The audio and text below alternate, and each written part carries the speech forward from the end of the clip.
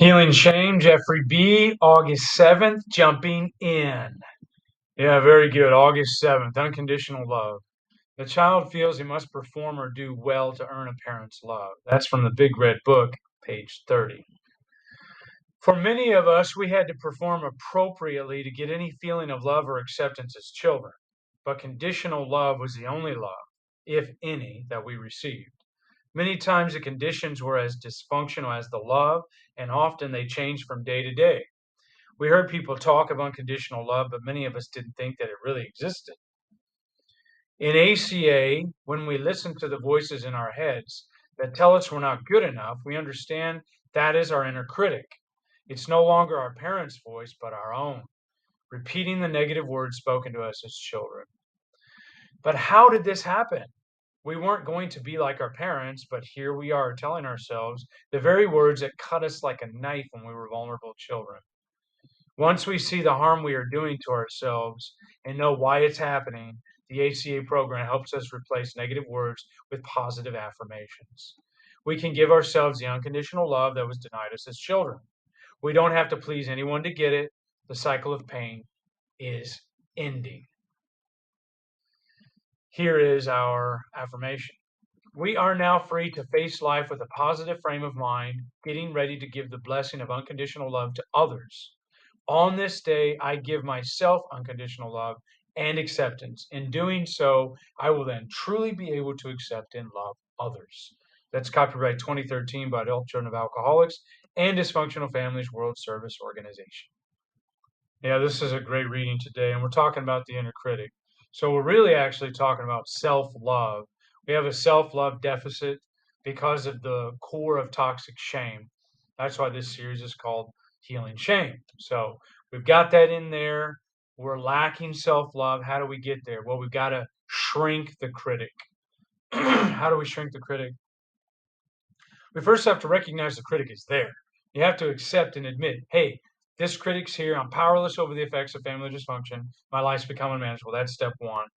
Once you know that part and you've admitted and accepted defeat, now you can start to recognize, hey, there's a critic here that's destroying my life. Now, sometimes I can invite the critic in, but actually, a lot of times we have to recognize the attacks of the critic. I've talked in other videos about inviting the critic in, and that does work to some extent. But there is another method here as well in Paul Walker's book, CPTSD from Surviving to Thriving. He lays out a very nice way to, or a few attacks, 14 different common attacks that the inner critical parent will throw your way. And then there are ways to resolve or deal with these different attacks. So I would highly recommend that you go in and you read this book or listen to his podcast or audio. It's really, really a great tool, and it has really helped me a ton. I've actually recorded the 14 attacks and then the responses to those attacks, the rebuttals to those attacks, and the affirmations and all that that go with that.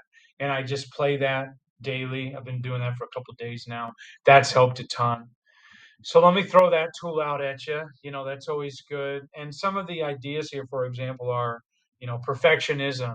Recognizing your perfectionism was an attempt to gain safety and support in a dangerous family home.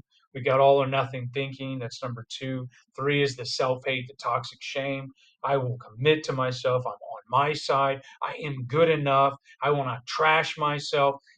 These are basic affirmations we can say to ourselves daily, record it, play it back, watch the podcast, read the book, whatever you got to do, but shrink this inner critic, because this is where you're going to find the growth, is when you start tackling the inner critic. Okay, I'm telling you right now, that has been my experience, and it is already helping.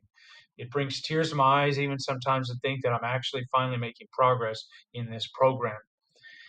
And it took dealing with this inner critic. And there's all kinds of other ways you can do that. Therapy, inner family, IFS therapy, CBT, whatever you got to do. There's tons of ways, EMDR, whatever it takes to deal with the trauma, to break down that layer, to get down into the critic, to the root causes, which is the critic. And the critic obviously comes from How did it happen? The reading's talking about how did this happen? Didn't really give the exact details, but somewhere along the way, all those voices got internalized in our head of the bad things and negative, shameful things our parents were telling us.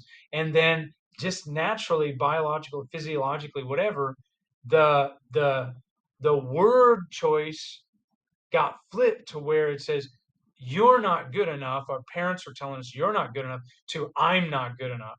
And maybe it's the same because, you're saying, oh, you're not good enough. Well, yeah, that's still telling me I'm not good enough, whether I use I or you or whatever. That voice in the head, that's me now. That's the critic.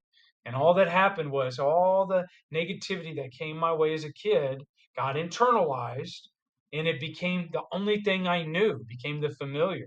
That's all I knew was to be criticized and shamed. So I became shame based, as John Bradshaw puts it. I became a shame based person. And once you've developed that core of toxic shame, we've lost our ability to self love. And if I can't self love, I can't love you. So it's obviously it's an extremely tricky situation.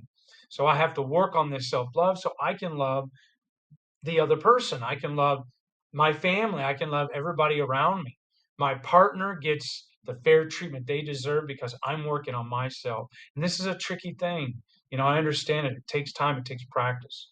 But by looking at these attacks the critic tries to bring your way and eviscerate you with, and then dealing with those with affirmations, getting therapy, reading the literature, breathing, getting back into your body, refusing to agree with the critic, but not arguing with the critic.